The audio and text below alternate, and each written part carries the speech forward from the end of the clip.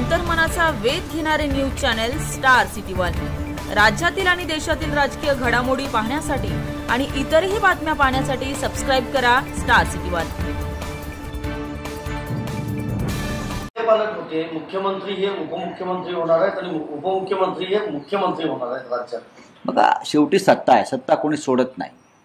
आणि मग in the interest of state, महाराष्ट्राच्या हितासाठी आम्ही मुख्यमंत्री पदावरून खाली घसरून उपमुख्यमंत्रीपद स्वीकारलं, जसं देवेंद्रजींनी स्वीकारलं होतं।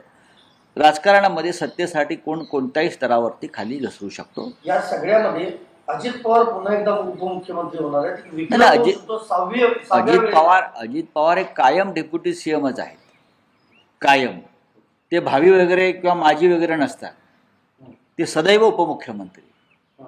आणि कौतुकास्पद आहे, आज त्यांच्या चेहऱ्यावरती जे हास्य आम्ही पाहतो आहोत गेले काही दिवस, मिश्किल हास्य आहे त्यांच्या चेहऱ्यावर। गॉगल बिगल लावून असे कोटबीट घालून दिल्लीत फिरताना मी पाहिलं।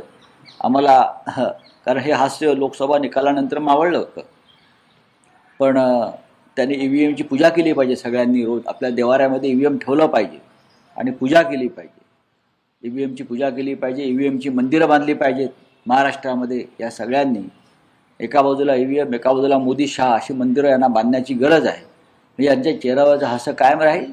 पण परत सांगतो, EVMचा घोटाळा यापेक्षा भयंकर लवकरच उघड होईल। बाबा आढावांचं आंदोलन ही एक सुरुवात